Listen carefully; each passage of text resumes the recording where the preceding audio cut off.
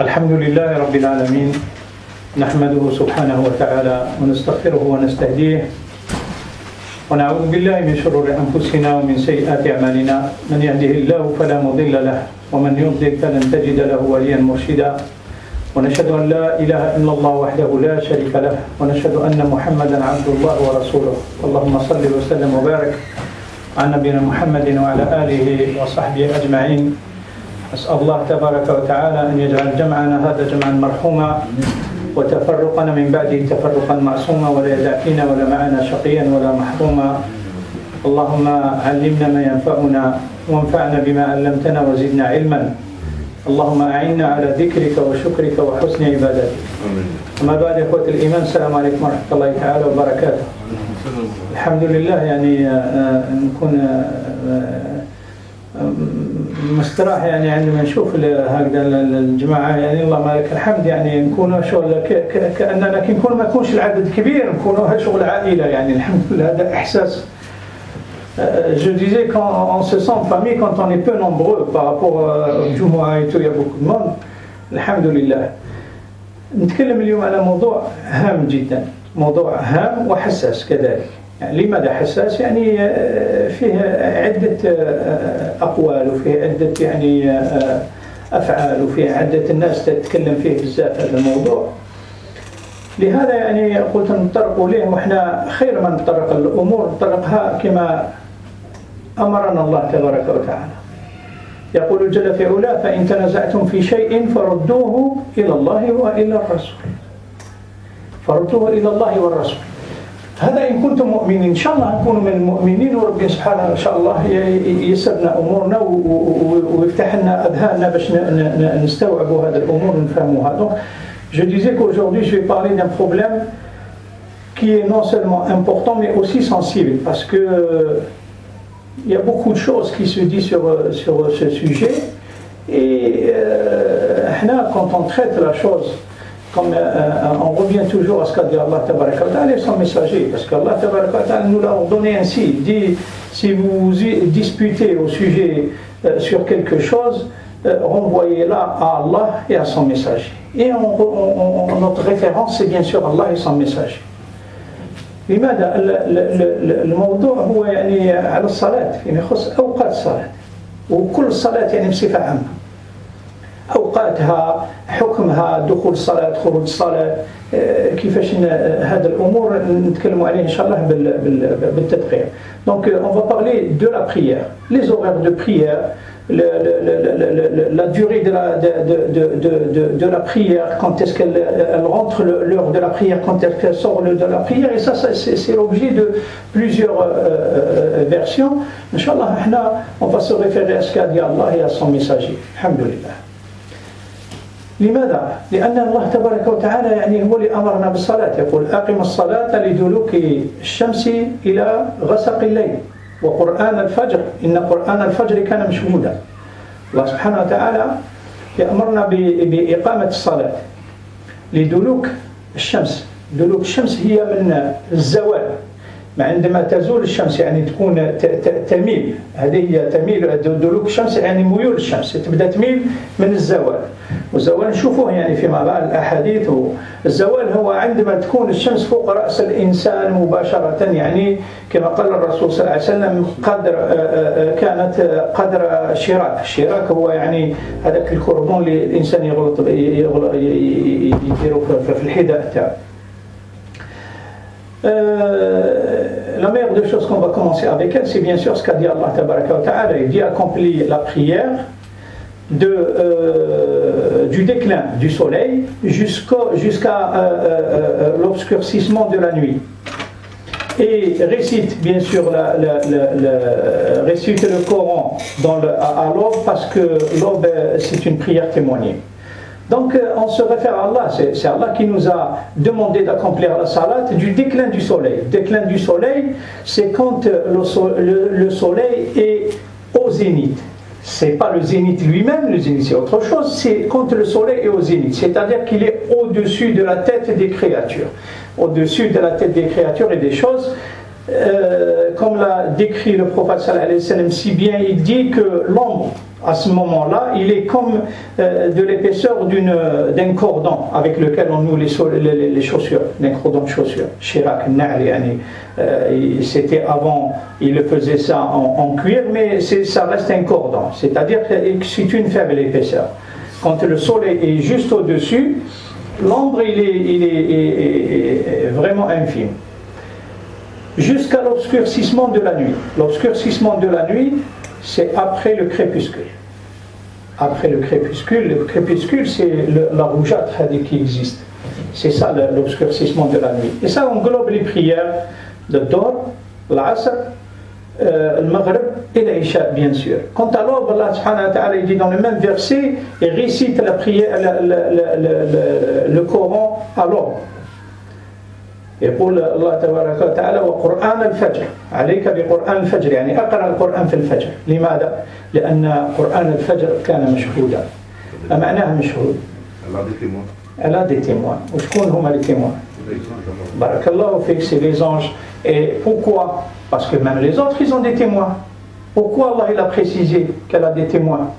La prière de l'aube. Parce que c'est à l'aube qu'ils viennent. Exactement. Et ils viennent se remplacer les anges. Mais quand ils viennent, les autres ils partent pas, ils restent jusqu'à ce que la personne effectue la prière. Ensuite, ils font la prière. Les 4 anges, c'est pas 2. Donc ceux qui viennent remplacer et ceux qui y sont déjà. Ils ne monteront pas au ciel sans que tu aies fait la prière. Si tu fais la prière, alors bien sûr. Sinon ils partiront. Alhamdulillah, Inch'Allah, qu'Allah nous facilite, qu'on soit tous parmi les gens qui font la prière à l'heure. Comme l'a dit Allah Tabaraka wa Ta'ala, on va voir c'est quoi l'heure de la prière.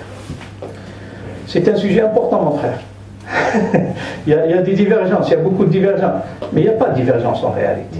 On va tellement faciliter les choses, telles que l'a dit Allah, vous allez tous comprendre. Parce que Allah subhanahu wa ta'ala, il s'adresse à nous alors qu'il nous a créés sur une nature saine. Et quand tu as la parole d'Allah ou de son messager, elle va ici, directement. S'il y a une personne qui te parle, tu trouves quelque chose à dire. Et si Allah et son messager, il n'y a rien à dire, tu comprends directement et tu adhères à cette chose-là, à ce projet. Inch'Allah, on va le voir ensemble. يعني الله تبارك وتعالى بعد ما أمرنا بإقام الصلاة من دلوك الشمس إلى غسق الليل يعني تخص كامل الصلوات حتى الفجر يبين الله تبارك وتعالى أن هذه الصلاة وجب علينا أن نقيمها في مواقيتها. يقول إن الصلاة كانت على المؤمنين كتابا موقوتا يعني تؤدي الصلاة هذه في الوقت. نعم الله سبحانه وتعالى أمرنا باش نؤدي الصلاة في الوقت. ما هو وقتها؟ هذا هو الموضوع اللي نشوفوه عن طريق الحديث الذي رواه أبو داود والنسائي وأحمد وغيرهم يعني بسند صحيح عن الرسول صلى الله عليه وسلم روايتين عن ابن عباس رضي الله عنه في رواية وعن جابر رضي الله عنه في رواية أخرى ولكن كل رواية صحيحة ولكن اختلاف طائفي بينهما يعني لا يؤثر. Donc après que Allah subhanahu wa ta'ala nous a demandé de s'acquitter de la prière, comment? Et il nous a dit, Allah tabaraka wa ta'ala, il nous a dit qu'on doit l'effectuer à l'heure. Il dit dans le sens du verset, la prière a été prescrite pour les croyants à des temps déterminés. À un temps déterminé, on ne doit pas sortir de ce temps que Allah subhanahu wa ta'ala nous a déterminé. Comment a été déterminé ce temps? C'est ce qu'on va voir à travers un hadith très important, qu'on ne fait pas référence à ça généralement. Pourtant c'est un hadith authentique. Ça a été rapporté par plusieurs narrateurs de hadith avec une chaîne de transmission solide et authentique. Donc c'est un hadith qui nous parle de Jibril alayhi salam qui est venu enseigner au prophète sallallahu alayhi wa sallam quelles sont les heures de la prière. Regardez pourquoi moi je veux faire les choses de la bonne manière. Maintenant on se réfère à Allah. Allah subhanahu wa ta'ala, c'est lui qui a transmis le Coran ou la religion à Muhammad sallallahu alayhi wa sallam. À travers qui il l'a transmis? À travers Jibril. Donc on se réfère à Allah à travers la voie ou la canalisation authentique officielle d'Allah تبارك وتعالى. الله سبحانه وتعالى عندما بعث يعني بالقرآن لمحمد صلى الله عليه وسلم بعثه عن طريق جبريل. احنا نرجع لهذا الشيء، نرجع للحديث اللي جبريل عليه السلام، يعني الله تبارك وتعالى هو اللي حدد وقت الصلاة. الله تبارك وتعالى هو اللي حدد وقت الصلاة، لأن الملائكة لازم نكونوا عارفين باللي الملائكة لا يعصون الله ما أمرهم ويفعلون ما يؤمرون. ما يقدرش الملائكة يجبد حاجة من راسه ويجي يقولها لك، مستحيل. لا يعصون الله، ما يعصوش عمرهم، ما يعصوا الله. اللهم لك الحمد، نعمة هذه من الله يعني في خلقه. ويفعلون ما يؤمرون، ما يفعلوا إلا ما أمرهم به الله تبارك وتعالى. إذن جبريل عليه السلام جاء النبي صلى الله عليه وسلم، يقول الرسول صلى الله عليه وسلم في هذا الحديث: أمني جبريل عند البيت مرتين. وبعدنا إن شاء الله نروح للشرح والتفاصيل. يقول: فصلى بي الظهر، وانظر باش يبدأ بالظهر تنطبق مع الآية لدلوك الشمس من الظهر. شوف يعني الله سبحانه وتعالى عندما تبدأ الصلاة تبدأها من الظهر. ماشي وكان احنا يقول لك ابدأ الصلاة تبدأ من الفجر، تقول الفجر يعني نبدأ به ولا لا، لكن الله شوف يعني أقم الصلاة لدلوك الشمس إلى غسق الليل. دلوك الشمس يكون في الظهر يعني. يقول: صلى بي الظهر عندما كانت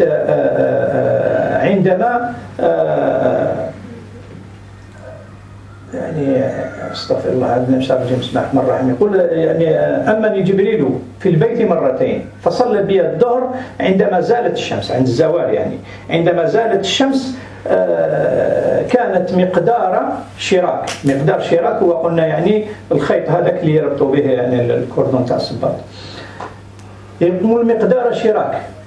وصلى بي العصر عندما كان الظل مثله، يعني مثل الطول تاع الإنسان.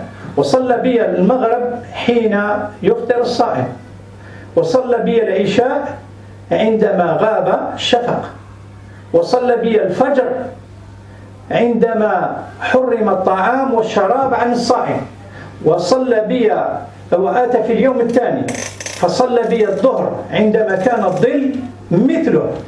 وصلى بي العصر عندما كان الظل مثليه. وصلى بي المغرب عند الإفطار عندما يفطر الصائم. وصلى شوف المغرب ما يتحركش. وصلى بي العشاء في ثلث الليل. وصلى بي الفجر عندما اصفرت، يعني أصبح الشعاع أصفر، الدنيا صفراء من أشعة الشمس، يعني راها قريب طلعت. وفي رواية أخرى في حديث مسلم يقول طلعت الشمس، يعني صلى به الصبح. انظر إلى الله سبحانه وتعالى: وما جعل عليكم الله في الدين من حرج. ما جعلش علينا الله سبحانه وتعالى في الدين من حرج. أوقات الصلاة راهي معلومة، أوقات الصلاة راهي معلومة. علمها شكون؟ جبريل عليه السلام للرسول صلى الله عليه وسلم. أتاه في اليوم الأول صلى به الظهر عندما كان الزوال، يعني عندما كانت الشمس فوق رأس الإنسان. إذا كانت الشمس فوق رأسك هنا يكون الظل كالخيط هذا، يكون الظل رقيق. وصلى بي يقول العصر، صلى به العصر في اليوم الأول عندما كان الظل مثله، لأن بعد الزوال الشمس تميل، والشمس تميل تولي تدير الظل عند الإنسان. إذا كان الإنسان واقف كذلك يكون يعني أول وقت، هذا أول وقت تاع شوف يعني أعطانا في يومين أول وقت الصلاة والثاني وقت للصلاة، لأن الصلاة عندها وقت الدخول تدخل فيه الصلاة، والصلاة عندها وقت اللي تخلص فيه الصلاة. مثلا وقت العصر يبدأ عندما يكون الظل، عندما تكون الشمس يعني حيث يكون الظل قد الطول تاع الإنسان. إذا كان الإنسان فيه يعني 1.70 متر ظل يكون 1.70 متر. هذا وصلى به اليوم الأول عندما كان الظل مثله. وصلى به المغرب عندما يفطر الصائم. وين يفطر الصائم؟ عندما تغرب الشمس. هذا مفروغ وما يتغيرش. يعني حين يفطر الصائم. شوف الرسول صلى الله عليه وسلم كلها بلاغة وكلها حكمة، ما يقولش يعني عندما غربت الشمس يقول لك غربت الشمس خلاص، غروب الشمس فيه اختلاف كذلك. لا، عندما يفطر الصائم يعني يعجل الفطور. شوف أول وقت تاع المغرب عنده وقت آخر الإنسان يكون عنده عذر ولا حاجة، ولكن أول وقت تاع المغرب اللي تفطر فيه يعني هذاك هو عندما يفطر الصائم عندما تغرب الشمس. وصلى بي العشاء عندما غاب الشفق. والشفق شفقين، شفق أحمر وشفق أبيض. الشفق الأحمر يكون يعني في الليل بعد المغرب، والشفق الأبيض يكون الصبح. يعني كان بودي لو كان عندنا يعني ورقة وستيل وكنا نوضحوا الأمور أحسن، ولكن معليش يا مات مازال إن شاء الله نتكلموا في هذا، نديروه موضوع آخر إن شاء الله، نتكلموا على الشفق ونتكلموا على الغسق ونتكلموا على الشفق الفلكي والشفق البحري والشفق المدني. هذه أمور أخرى يعني درجات تاع الصلاة 12 درجة 15 درجة 18، احنا حتى ولا الإنسان ما يفهم حتى شيء، لا هي واضحة ونوضحوا إن شاء الله بإذن الله، نحكموا يعني نديروا شيمة ونوضحوا الأمور. هذا الشفق هذا الإحمرار هذا اللي يكون بعد المغرب عندما الإنسان يصلي ويشوف يعني تخرج. إذا كان في المسجد مثلا كنا نخرج من المسجد نشوفوا الدنيا حمراء السماء حمراء، يعني تشوف هذاك الإحمرار عندما يغيب، عندما يخلص يحبط يعني يخلص تم يبدأ وقت العشاء. هذا أول وقت العشاء بعد الإحمرار هذا، وما نشوفه بالتدقيق. وصلى به الفجر عندما يحرم الأكل والشرب على الصائم. وعندما يحرم الأكل والشرب على الصائم متى؟ يا أخوي يشربوا حتى يتبين. بارك الله فيك، هذه هي الآية حتى يتبين لكم الخيط الأبيض من الخيط الأسود من الفجر. C'est quand apparaît, je vais l'expliquer en français. Limite الحدود، يعني هذاك هو الحد، الخيط الأبيض من الخيط الأسود. ومن بعد نشوفوا كيفاش نعرفوه، يعني ما تقدرش تعرفوا بالعين المجردة بسهولة. أنا شفته مرتين في حياتي، خطرة في البحر وخطرة في الصحراء. يعني هذا هو الشفق، يعني الإحمرار. عندما يروح الإحمرار هذا تاع بعد المغرب يبدأ أول وقت تاع العشاء، وأول وقت تاع الصبح هو عندما يبان الخيط الأبيض من الخيط الأسود من الفجر من الليل. هذا هو يعني الإنسان في أول وقت تاع الفجر. في الغد جاء جبريل عليه السلام صلى به للرسول صلى الله عليه وسلم الظهر عندما كان الظل مثله. وش معناتها؟ عندما كان الظل مثله صلى به العصر البارح. C'est ça.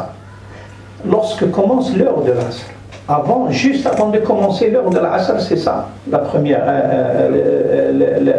la deuxième horaire, هذا هو يعني الوقت الثاني تاع الظهر قبل ما يبدأ العصر. ونشوفوا الأحاديث من بعد كيفاش يتكلم عليها الرسول صلى الله عليه وسلم. صلى بي العصر يقول عندما كان الظل مثليه، عندما كان مرتين الظل بتاعه، يعني الشمس قد ما تزول وقد ما تنزل. إذا كانت الشمس هكذا شوية هكذا عالية يكون الظل مثل هذا، وإذا كانت الشمس نزلت أكثر الظل يولي مرتين مرة اثنين، يعني طوال الظل. هذه هي يقول صلى بي العصر عندما كان الظل مثل مرتين، يعني مثله مرتين. وهذا الظل كان مرتين، هذا آخر وقت تاع العصر. وصلى بي المغرب حين يفطر الصائم، المغرب ما يتغيرش. وصلى بي العشاء في ثلث الليل. ما معنى ثلث الليل؟ الصبح. لا ثلث الليل le premier tiers. Non, vous avez confondu avec الحديث. أنا فهمتك أنا محمد، أنت تقصد في الحديث يعني ثلث الليل الأخير. هذا احنا نتكلموا ثلث الليل الأول. ثلث الليل الأول الليل يتقسم على 3 من المغرب وقتاش يبدأ الليل احنا عندنا يبدأ من المغرب وقتاش ينتهي في الفجر لو كان نشوفوا مثلا المغرب نقولوا راهي 6 و8 ونقولوا 40 دقيقة والفجر هو 6 يعني 6 تاع الصباح من 6 ل 6 كاين 12 ساعة زيد 40 دقيقة يعني 12 ساعة و40 دقيقة تقسمهم على 3 يعني تقريبا 15 نقولوا دقيقة هي معليش 15 دقيقة يعني فيها 4 سوايع و15 دقيقة تزيد هذا 4 سوايع و15 دقيقة تزيدهم على المغرب يولي يعني صلى به كأنه كان صلى به اليوم يصلي به يعني العشاء على 10 تاع الليل فايت 10 تاع الليل شوف يعني الوقت الصلاة كيفاش الرسول صلى الله عليه وسلم كيفاش بينه له جبريل عليه السلام لأن جبريل بينه له الله بعثه الله تبارك وتعالى باش يوري له هذايا. Je vais traduire ça en français, je reviens sur le détail Inch'Allah. Le prophète sallallahu alayhi wa sallam, il a dit que Jibril a dirigé la prière, m'a dirigé la prière 2 jours consécutifs. Le premier jour, quand il est venu Jibril, il lui a fait faire Dohr quand le soleil était au zénith. Au zénith, c'est-à-dire au-dessus de la chose. Quand le soleil il est au-dessus, si on était à la lumière, je mets une lampe, vous allez voir que l'ombre, elle sera aussi fine que ça. Et c'est le premier, c'est-à-dire que au zénith, quand le soleil est au zénith, c'est là la première heure de la prière de Dohr. Ensuite, il lui a fait faire l'Asr. Il a dirigé la prière de l'Asr quand il y avait le soleil à concurrence de la hauteur de la personne. L'ombre plutôt de la personne, elle était équivalente à sa hauteur. C'est-à-dire si la personne fait 1m70, l'ombre elle était de 1m70. C'est-à-dire le soleil commence à décliner, mais pas totalement. Et ensuite, il a fait le Maghreb, il a dit quand le jeûneur rompt son jeûne. La rupture du jeûne, on sait que c'est le premier temps du Maghreb, c'est le coucher du soleil. Il a fait ensuite, il a fait l'Isha quand le crépuscule s'est abaissé ou là il est parti. Quand le crépuscule, je disais, c'est la rougeur qu'on voit. Elle disparaît. Quand la rougeur, c'est la rougeur qu'on voit après le Maghreb. D'abord, c'est quoi le crépuscule? Quand on fait la prière du Maghreb généralement, ou bien on regarde un coucher de soleil après le Maghreb, on se dit, oh subhanallah, c'est joli. C'est le crépuscule, cette rougeur, les choses rougeâtres. C'est le crépuscule. Quand il disparaît, le crépuscule, c'est là que commence la prière de l'Aïcha. Le premier horaire, c'est-à-dire de l'Aïcha, c'est à ce moment-là qu'il commence. Et ensuite, il lui a fait faire la prière, il a dit le prophète sallallahu alayhi wa sallam, il m'a fait faire la prière de l'aube quand le jeûneur s'interdit de manger et de boire. Quand est-ce que le jeûneur il s'interdit de manger et de boire? À la limite aussi. C'est à la limite, c'est ce que nous a ordonné Allah tabaraka wa ta'ala, il dit mangez et buvez jusqu'à ce que... Le fil blanc du fil. Pardon? Vous pouvez distinguer le fil blanc du fil noir. Jusqu'à ce que vous distinguez le fil noir, le fil blanc du fil noir de la nuit. C'est ça. Le fil hadak, c'est le crépuscule, mais c'est de couleur blanche le matin. Et le soir, il est de couleur rougeâtre. Donc, c'est ce crépuscule, quand il est horizontal, comme ça, c'est ça, on s'interdit de boire et de manger. À ce moment-là, c'est le premier horaire de l'Fajr. C'est de l'aube. C'est la première prière. On peut commencer là. Quand est-ce qu'on finit? Il a dit le prophète sallallahu alayhi wa sallam, il est revenu le lendemain. Il lui a fait faire la prière de Dohr quand l'ombre de la personne était équivalent à sa taille. Donc c'était hier l'heure de l'Asr. Juste avant l'Asr, c'est là que la limite de Dohr. Et il lui a fait faire l'asr quand l'ombre de la personne était 2 fois la taille. C'est-à-dire plus le soleil il descend, plus la portée de l'ombre est plus longue. Donc c'était le déclin du soleil plus presque le Maghreb. Et il lui a fait faire le Maghreb à la même heure toujours, à la rupture du jeûne. Et il lui a fait faire l'Aïcha quand est-ce que le premier tiers de la nuit. Le premier tiers, pourquoi on a confondu? Parce que ce n'est pas le 3e tiers, comme on pense dans le hadith. Le premier tiers de la nuit se divise, on peut la diviser en 3 parties. Parce que Allah il parle de tiers de la nuit, et le prophète aussi, sallallahu alayhi wa sallam. On divise la nuit en 3 tiers. Le premier tiers, c'est-à-dire comment on calcule ça déjà? La nuit, elle commence le Maghreb et elle finit à l'aube. Si on calcule d'après approximativement, c'est-à-dire il y a 12 heures, toute la nuit, il y a 12 heures et 40 minutes. On divise par 3, les 3 tiers, par 3 la nuit, ça nous donne 4 heures et à peu près 15 minutes. Donc il lui a fait faire le prophète sallallahu alayhi wa sallam al-Isha quand il était 22 heures et quelques. Imaginez un peu. Alors qu'on l'a fait à 19h41. Vous voyez, ça c'est l'heure de la clôture, la dernière heure de l'Aïcha. L'heure de l'Aïcha, la première, elle commence peut-être à 19h41, peut-être un peu avant, peut-être après, mais on laisse ça pour les scientifiques, alhamdoulilah. Mais, c'est-à-dire que le prophète sallallahu alayhi wa sallam, Jibril alayhi salam, lui a déterminé les horaires de prière. Il y a une horaire d'entrée de la prière, il y a une horaire de sortie de la prière. Et ensuite il s'est retourné vers lui. ثم التفت إلي فقال يا جبريل يا محمد هذا هو صلاة الأنبياء قالوا ما بين الوقتين وقت صلاة. C'est-à-dire, il s'est retourné vers lui, il lui a dit au Mohammed, ça c'est la prière, c'est le temps de la prière des prophètes avant toi. Il lui dit, entre les 2 temps, c'est ta prière. احنا الحمد لله يعني نتكلم في حديث آخر لمسلم. حديث رواه مسلم. Oui. Vous avez oublié de traduire pour la prière de Fajr.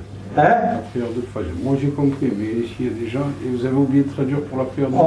On va consacrer un petit moment, Inch'Allah, pour les interrogations, toutes les interrogations. Non, quand vous allez être expliqué en arabe, vous avez expliqué les 2 temps de Fajr. En français, vous avez expliqué que le premier temps de Fajr, c'est-à-dire que le fil blanc. Mais le 2e temps pour le lever du soleil, vous ne l'avez pas dit en français. Ah, barakallahu fik, tu as bien suivi. Eh bien écoute, le frère il suit mieux que vous, peut-être mieux que moi, ou certainement. Barakallahu fik, qu'Allah te récompense. Pourquoi? Parce que je n'ai pas expliqué le 2e Fajr quand il est revenu, le prophète sallallahu alayhi wa sallam.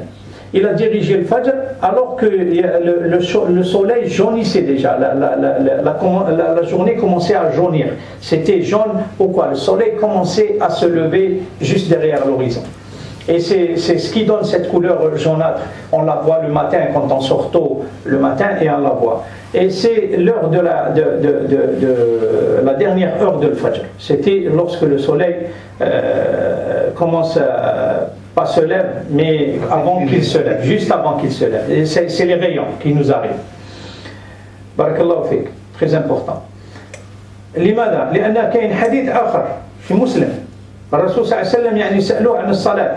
وهذا شوف يعني كاين أحاديث أخرى، كاين حديثين في مسلم. يعني جاء يعني في حديث جندب الرسول صلى الله عليه وسلم سئل عن الصلاة. قال الإنسان صلوا معايا، صلى به يومين كما صلى به جبريل نفس الشيء. قال له هذا هو بين الوقتين صلاة. في حديث مسلم يوضح أكثر الأمور الرسول صلى الله عليه وسلم. يقول يعني الرسول صلى الله عليه وسلم يقول الفجر، يتكلم على الفجر، يقول ما لم يظهر قرن الشمس، يعني ما لم تطلع الشمس، يعني تبان الأشعة تاعها ولكن ما يبانش القرن تاعها، يعني هذاك الدائرة تاعها هذيك ما تبانش، مازال ما تبانش، ما لم يظهر من الفجر الأول حتى من الخيط الأبيض حتى هذه وقت الفجر. إذا نحن رانا دقيقة، لا هذاك حق هذاك ماشي حق، لا هذا جبريل عليه السلام يا إخوة الإيمان، هذا رسول الله صلى الله عليه وسلم، هذا هو الدين تاعنا. الاختلاف ما يكونش، ما كان حتى اختلاف في الصلاة. الاختلاف الوحيد من بعد نذكره لكم إن شاء الله يكون في رمضان في الإمساك، هذا هو يعني الاختلاف الوحيد في الإمساك. ولكن في الصلاة ما كانش اختلاف، هذا يقول لك أنا أصلي 18 درجة وهذا 12 درجة وهذا 15 وهذا 14 وفي الجزائر 18 و17 يمد في يوم واحد، يعني أمور لا، هذوما الصلاة هايلي تبدأ في هذا الوقت وتخلص في هذا الوقت. الرسول صلى الله عليه وسلم عندما سئل قال يعني وقت الفجر ما لم يظهر قرن الشمس، ما دام ما زال ما طلعت الشمس حتى عندك من الخيط الأبيض حتى هذاك الوقت، هذا كله وقت صلاة. الأحسن الصلاة نتكلم كيفاش كان يصليها الرسول صلى الله عليه وسلم أمر آخر. نعم نكمل هذا الحديث هذا ومن بعد نرجع كيفاش كان يصليها الرسول صلى الله عليه وسلم.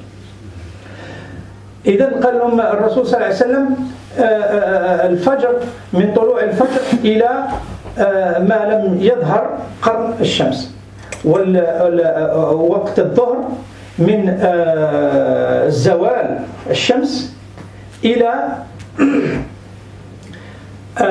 ما لم يحضر وقت العصر. وقت العصر كنا عرفنا يعني هو الظل تاع الإنسان يساوي الطول تاعه.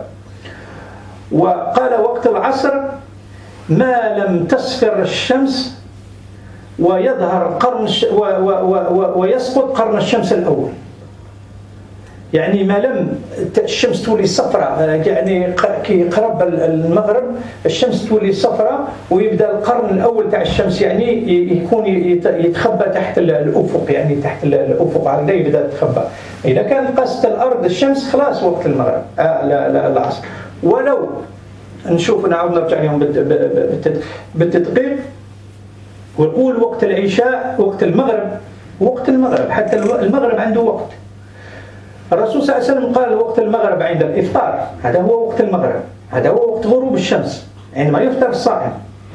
ولكن هنا في هذا الحديث رواه مسلم يقول الرسول صلى الله عليه وسلم المغرب إلى قبل أن يغيب الشفق.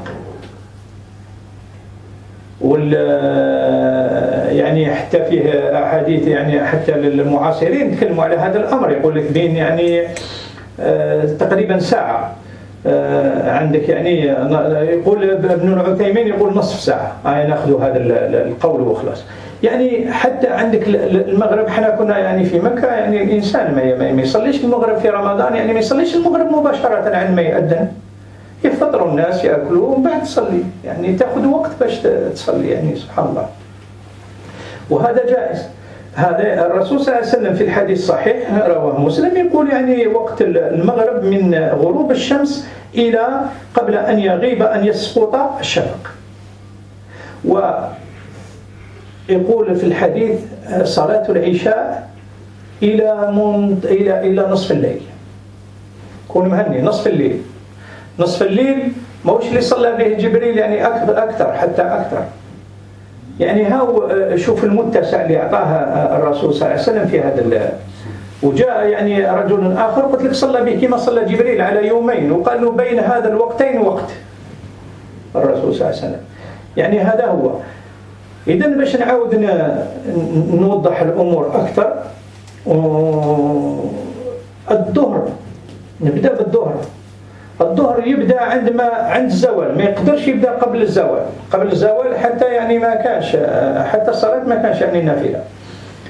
يبدأ من تكون الشمس في الزوال، يعني إذا كان الزوال نقولوا هو قبل هذا الشيء الزوال يعني ب5 دقائق تقريبا، على كي يديروا الكالندري دائما يأخذوا 5 دقائق من قبل الزوال. نقولوا إذا كان هنا 12:54 دقيقة يكون يعني نقولوا 12:50 دقيقة، هذا هو الزوال، من تبدأ الصلاة. الظهر. العصر عندما يكون طول تاع الإنسان مثل يعني الظل تاعو يساوي الطول تاعو، وهما تدقيق في الكالندري، هذا هو يعني العصر ما يتغير. الاختلاف بين الدرجات 18 و14 و15 وهذا وين يكون؟ في المغرب في الشفق ذاك. الشفق يكون في العشاء، في الشفق يكون في العشاء وفي الصبح. الباقي ما كانش اختلاف، كلهم نفس الوقت حتى المغرب. المغرب كذلك، هذا هو وقت المغرب يعني حقيقة اللي تغرب فيه الشمس. هذا تصيبه في كاع اليوميات يعني اللي كانوا ندري. نلحق للعشاء. العشاء وقت البداية تاع العشاء الأول هو بعد الشفق مباشرة، بعد الشفق إلى منتصف الليل. يعني هذا هو وقت العشاء. وقت الصبح منين يحبس الصائم، منين يحرم عليه الشراب والأكل والشراب حتى قبل ما تطلع الشمس. هذا هو كله وقت الصبح، يعني صلاة الصبح. ولكن الآن الله سبحانه وتعالى عندما يقول يعني الصلاة كانت على المؤمنين كتابا موقوتا، الأحسن يصليها كما قال الرسول صلى الله عليه وسلم، يعني بين الوقتين. ما تكون يعني تعجل بها الوقت الأول وما تأخر بها الوقت الأخير إلا لعذر. ما عندوش الحق الإنسان إذا كان دخلت الصلاة أن يأجلها إلا اللي كان عنده عذر. هذا هو يعني درك العصر على 4 ما نقولش أنا نصلي على 5، لا. إذا كان عندي عذر مثلا نعم، ولا ما كانش عندي عذر نصلي على 4 أحسن. كذلك المغرب. العشاء عندها وقت وين يبدأ فيه. الوقت وين يبدأ فيه هو هنايا 7:41 دقيقة. 41 دقيقة هذا أقصى حد، هذا هو الوقت الأول، موش الوقت الأخير. الوقت الأخير يكون 18 درجة ويكون زيادة يعني تقريبا نصف ساعة من بعد هذا الشيء. هذا هو الوقت الأخير كله هو اللي شفناه، يعني قلنا تقريبا 10 تاع الليل ولا تقدر تصليها. ولكن هنا الاختلاف في الشفق. الشفق يقول يعني الاحمرار هذاك يقول لك يعني باش الشمس تغيب. والله أنا فاهمها بصح صعيبة باش ما بلا يعني رسمة. هاو الأفق الشمس تكون هكذا. إذا كانت هنا مثلا تبدأ تغيب هكذا تغيب، ما يحسبوش هما كي تغيب هنا، يبدأوا الحساب هنا 12 درجة وهنا 18 درجة، راهي بعد الأفق. هذا هو الاختلاف. احنا يعني الإنسان مادام راه الصلاة فيها يعني أوقات، اللهم لك الحمد، يعني هذا ما كانش فيها إشكال. واحد ما يقدر يقول لك الصلاة تاعك صحيحة ولا خاطئة. الصلاة كلها صحيحة، صليها في أولها ولا في آخرها صحيحة. الرسول صلى الله عليه وسلم يقول من أدرك ركعة قبل غروب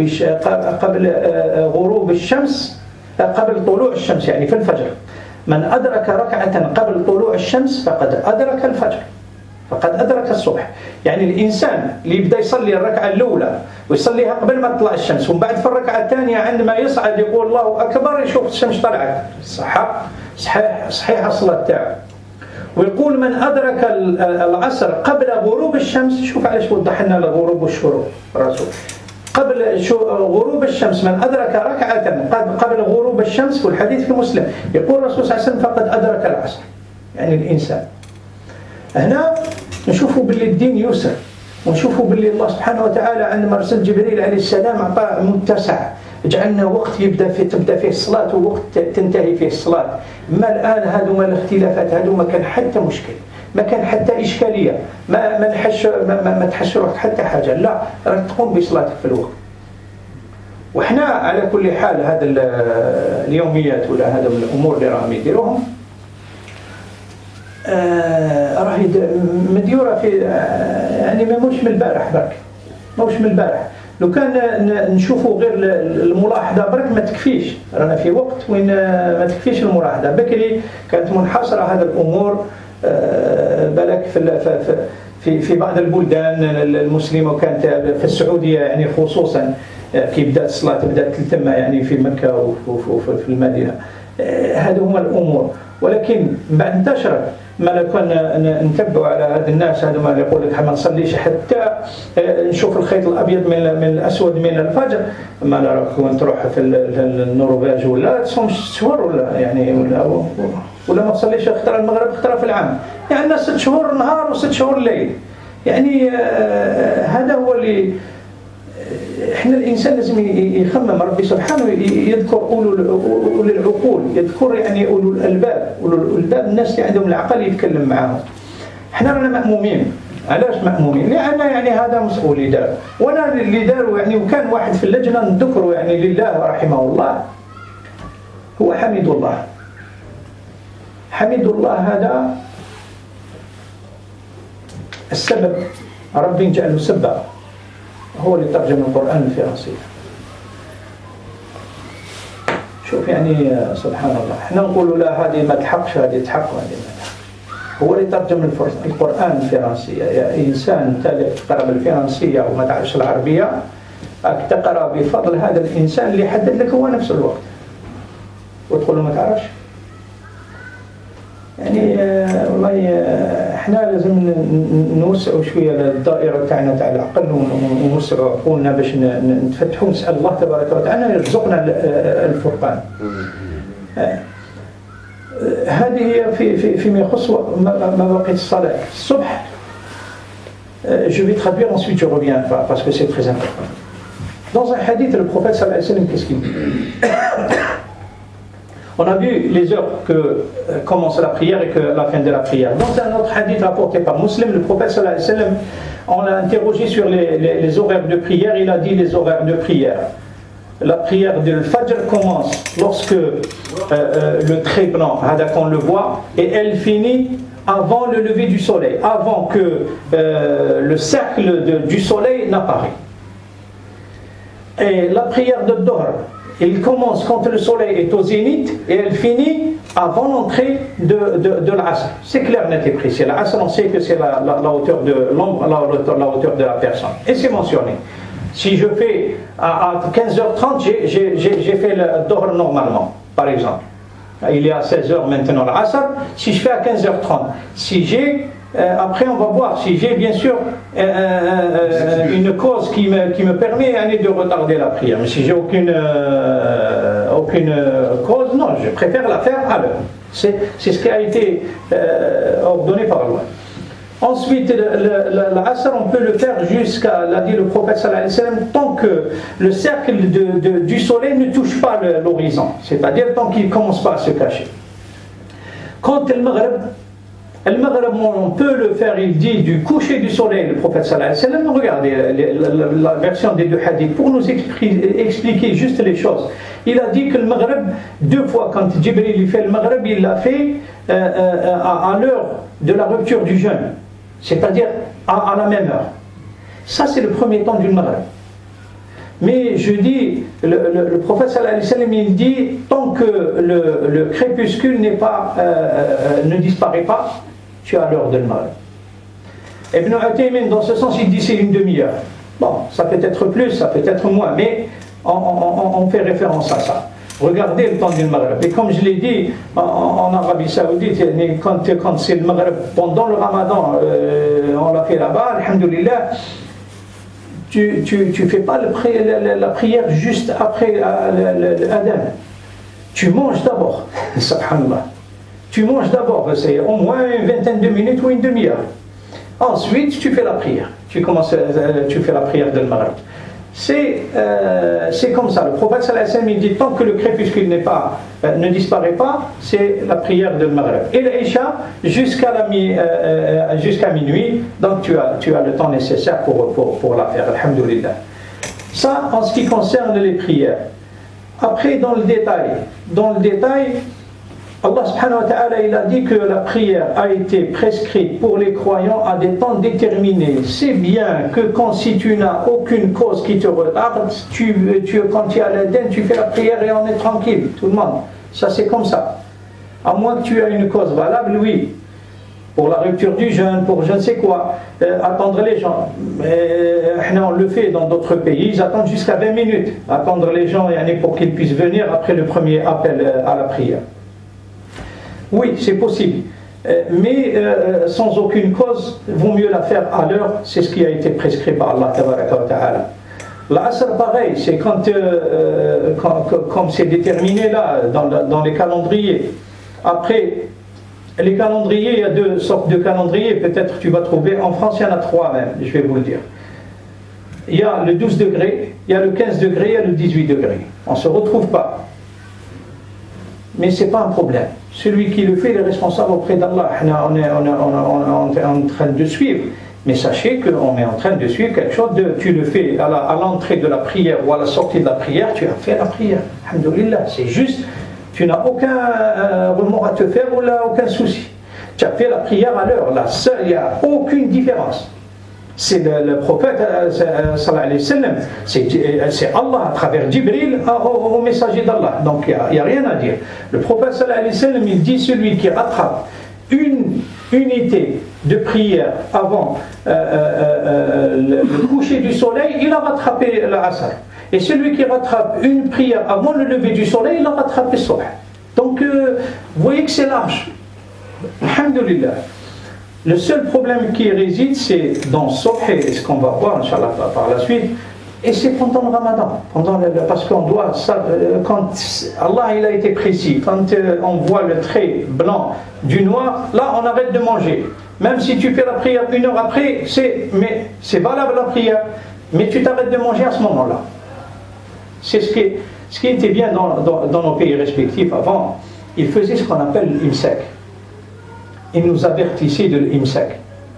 Et ça, c'était une bonne chose. Après, ils disent non, l'imsak, non, moi je fais il fait la dîne, moi je bois. Parce que, oui, le prophète sallallahu alayhi wa sallam, il a bu quand il a fait le dîne. Oui, bien sûr, c'est une sunna.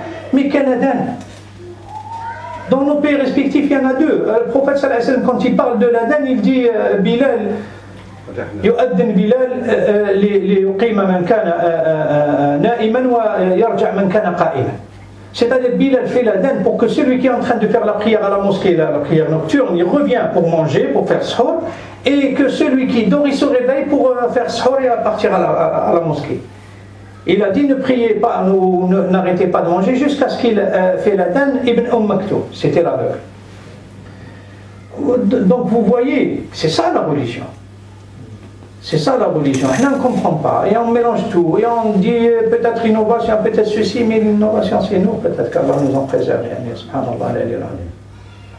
Donc dans ce sens, voilà les heures de la prière. Il n'y a aucune différence. Je parle du 12 degrés. 12 degrés, ça ne date pas d'hier. Avant en France, c'était toujours le 12 degrés. C'était toujours ça qui prépondait. Si on va en Norvège, comme j'ai dit aux frères, voilà. Tu vas en Norvège, il y a 6 mois, l'été dure 6 mois. Si on suit Mal al-Khorin, il faut que je voie l'aube pour faire la prière, je fais 2 prières par an. Al-Maghrib, une fois 6 mois après le Subh. Non. Soyons là. Ou je jeûne 6 mois aussi. Non. Il y a des endroits où c'est vraiment rétréci. Par exemple, je citerai un exemple au nord de la France, à l'extrême nord de la France. Si tu fais Tarawih et tu te lèves pour faire Subh, tu pars à la mosquée, il te reste que 2 heures pour dormir. Et c'est pas possible. C'est pas possible. C'est pour cela qu'Ibn Taymiyyah, qu'Allah lui fasse miséricorde, et aussi Ibn Taymiyyah, il faut dire les choses. Il a dit ça change d'un pays à l'autre. Ça change d'un pays à l'autre. Parce qu'il s'est basé Ibn Taymiyyah sur Ibn Taymiyyah. Et il a dans un fatwa, il a fait référence à Ibn Taymiyyah. Ibn Taymiyyah, il dit que ça change d'un pays à l'autre. Tu ne peux pas, c'est pas valable. Ce qui est valable en Arabie Saoudite n'est pas forcément valable dans d'autres pays. Il y a des pays où quand, il y a toujours le crépuscule, mais ils font l'Isha. Parce que s'il doit attendre le crépuscule, dans certains pays, le crépuscule ne disparaît pas. Le soleil n'atteint jamais les 18 degrés ou les 12 degrés derrière. Parce que ça vient en dessous de l'horizon. C'est en dessous. Quand le soleil, le centre du soleil. Il calcule, les calculs c'est par rapport au centre du soleil. Quand le centre du soleil est là, c'est 6 degrés. Quand il est là, c'est 12 degrés. Quand il est là, c'est 18 degrés. Donc voilà. On ne le voit pas. Mais c'est juste la lueur qui reste un peu avec là. On ne le voit pas, il y a des calculs. J'ai dit, alhamdoulilah, ce 12 degrés, il a été fait par qui? Par Hamidullah. Par celui qu'Allah a fait, que ce soit la cause de la traduction du Coran en français. Il faudrait savoir. Quand on parle d'une chose, il faudrait faire référence à qui l'a fait, qui c'est, pour voir qui c'est. Qu'est-ce qu'on a fait? Mon premier, qu'est-ce qu'on a fait nous? Quelqu'un qui nous a traduit le Coran, si c'était pas lui, on le lit pas en français. Allah il a fait que ce soit la cause, ce serait peut-être quelqu'un d'autre. Allah il est toujours, c'est Allah qui décide, mais Allah il a fait que ce soit la cause. Donc c'est quelqu'un que Allah a choisi à la base pour lui donner hasanat. Imaginez un peu. Donc ça a été fait. Le prophète sallallahu alayhi wa sallam il a dit l'imam mudaman فإن أصاب فلك وله وإن أخطأ فلك وعليه. On doit tenir compte juste d'une chose, du Ramadan. Ça c'est obligatoire parce que Allah subhanahu wa ta'ala il a ordonné dans un verset très clair, jusqu'à ce que vous voyez le fil blanc ou du fil noir de la nuit. Quand on voit ça, il y en a deux. C'est-à-dire il y a deux. Subh, quand tu le vois, quand l'aube, il y a deux aubes, tel que l'a dit le prophète sallallahu alayhi wa sallam. Il y a Sadiq ou al-Kadhib. Il y a le véridique, l'aube véridique et l'aube qui n'est pas véridique. Et comme on le distingue, je l'ai vu 2 fois dans ma vie. Tu ne peux pas le voir. Ici, il y a des bâtiments, il y a les maisons et tout. Je l'ai vu en pleine mer. Ça paraît clairement. À l'horizon, tu vois que quand il commence l'aube, le faux, c'est une lumière, mais qui vient verticale. Qui vient verticale, subhanallah. Ensuite, ça disparaît, et subhanallah, elle commence à réapparaître horizontale. Et c'est à ce moment-là, pourquoi Allah il a dit un fil, c'est un fil comme ça. C'est pas un pilier ou la haja ou la horizontale, c'est juste vertical, c'est horizontal. Et c'est à ce moment-là le vrai fajr. Mais c'est déterminé maintenant par l'heure de rentrée, on peut la trouver. Et c'est ça qu'on doit tenir compte. Mais à part ça, la prière, alhamdoulilah, elle est valable. Est-ce qu'il y a des interrogations, des questions là, Hein? Il ne faut pas laisser le witr. Le witr, il ne faut pas que ça dépasse l'heure. Voilà. Le witr, il ne faut pas que ça dépasse l'heure. C'est-à-dire, c'est clair. Si ça dépasse l'heure, tu ne fais pas. On soit clair. Moi, je suis pour les jours de jeûne. Les jours de jeûne. Parce que, justement, le jeûne, en fonction du film. Est-ce que l'heure là qui me marque 5h58? Non, ça c'est la dernière heure. C'est pas la première. Et donc je fais comment pour savoir? Tu le sauras, Inch'Allah, le jour déterminé. Inch'Allah, on va tout faire pour informer, Inch'Allah. Parce qu'il y a quand même... Tu vas dans un calendrier 18 degrés, c'est ça. Dans un calendrier 18 degrés. Ouais. Tu peux trouver maintenant des applications sur Internet et tout. Et il te donne même la possibilité de choisir le degré dans certains calendriers. L'heure de la prière du 18 degrés, c'est l'heure de le premier hop, c'est ça, l'heure d'entrée de l'aube. Et c'est ça qui fait qu'on s'arrête de manger et de boire.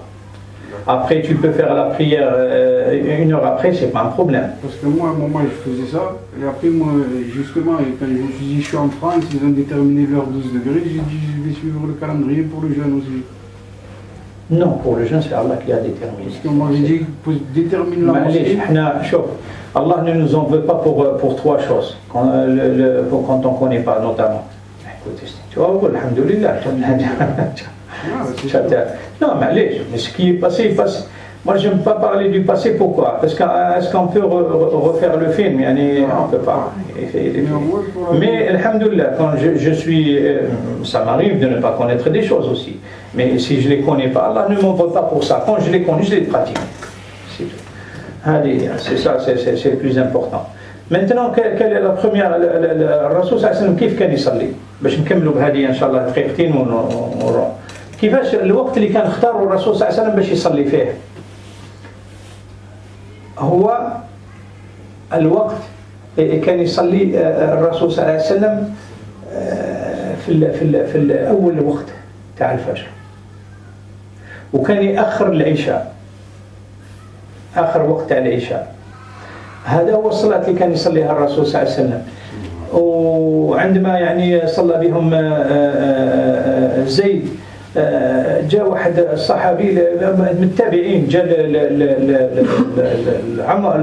لعبد الله بن عمر قال له يا عبد الله ما هذه الصلاة يعني صلى بهم هذاك في الغلس يقول يسموه الغلس الوقت الأول تاع الصلاة في الليل وهما كانوا يصلوا يعني حتى قريب تطلع الشمس حتى تصفر لماذا؟ دوكم فهموا هذا الحديث يعني راه حديث صحيح قال له عمر رواه ابن ماجه قال له عمر عبد الله بن عمر ما هذه الصلاة؟ قالوا هذه الصلاة كان يصليها الرسول صلى الله عليه وسلم قال وأبو بكر وعمر فلما طعن عمر قال له أصبح يعني عثمان رضي الله عنه يصلي في الاستراحة يصلي في آخر وقت تاع الفجر حتى تكون الدنيا واضحة يعني شوف يعني سبحان الله لأنه ما كانش في الظلمة كان ما يشوفش هذاك اللي طعن عمر بن الخطاب comme le prophète sallallahu alayhi wa sallam faisait la prière il faisait d'abord la première heure de l'Fajr ça s'appelle le Ghalas c'est la première heure de l'Fajr c'était ça il faisait la prière et il retardait l'Isha au maximum jusqu'à ce que tout le monde vienne et c'était ça la prière du prophète sallallahu alayhi wa sallam mais après au bout d'un moment les gens sont habitués à prier même après le prophète sallallahu alayhi wa sallam au temps de Uthman et tout et on va voir le hadith qui a été rapporté par Ibn Majah il y a quelqu'un qui a vu parmi ceux qui sont venus après il a vu Zayd diriger la prière et il a fait la première heure de l'Fajr. Ça l'a étonné un peu parce qu'il priait à la dernière heure quand le soleil était jaune déjà, quand ça jaunissait. Et il a été interrogé à Abdallah ibn Omar parce que c'était un savant, Abdallah ibn Omar. Il lui a dit pourquoi, c'est quoi cette prière? Il lui a dit c'est ça la prière réellement du prophète sallallahu alayhi wa sallam. Mais il lui a dit et Abu Bakr faisait la même chose et Omar faisait la même chose. Mais quand Omar a été tué à l'aube et c'était dans la pénombre, il ne voyait pas l'assassin avec le couteau et tout. Comment il s'appelle Uthman ibn Affan, qu'Allah l'agrée, et il a fait la prière quand ça jaunissait. Deuxième heure. Hein? Deuxième heure. Deuxième heure quand ça jaunissait réellement et qu'on arrivait à distinguer les gens. Alors que les gens ils croyaient que c'était ça l'heure de la prière jusqu'à ce qu'il y a quelqu'un d'autre qui prie le Ghalas, il prie la première heure et il lui a dit c'est comme ça que faisait le prophète sallallahu alayhi wa sallam. Comme on est dans n'importe quelle mosquée où tu vas, l'heure de la prière c'est l'heure de la prière, tu effectues ta prière et tu rentres chez toi, alhamdoulilah. Et tout, partout elle est valable. Je disais la seule différence, c'est Ramadan, il faut tenir compte juste du jour, de l'heure où on doit s'arrêter de manger, parce que c'est Allah qui l'a déterminé et ça s'arrête là. Barakallahu li fi masami'ikum, astaghfirullah lana, oui, dis-moi. Les musulmans jeûnaient avant de faire la prière?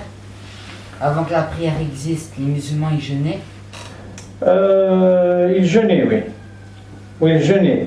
Il jeûnait avant la prière, avant la preuve, c'est le hadith rapporté par le prophète sallallahu alayhi wa sallam concernant Ashura. Il trouvait les juifs en train de jeûner Ashura, il leur disait c'est quoi ce jeûne? Il leur a dit le prophète sallallahu alayhi wa sallam, ils lui ont dit c'est le jour où Allah a sauvé Moïse. Donc il a dit nous sommes plus en droit de Moïse que vous-même. Et il a ordonné à tout le monde de le jeûner. C'était bien avant que... Oui, effectivement, dans Sourate Al-Baqarah, Allah Tabaraka wa Ta'ala il dit Kutiba alaykum as-siyam kama kutiba alladhina min qablikum. C'est-à-dire la prière, le jeûne vous a été prescrit comme il a été prescrit à ceux qui étaient avant.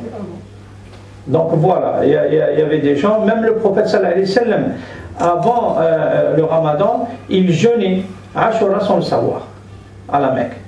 Voilà. Fika barakallah. يا با دو كيسيون. بارك الله فيكم. وي مو كيف يا شيخ الله يبارك فيك السلام نعم. عليكم. الناس النوم بيرقد ما بين العصر والمغرب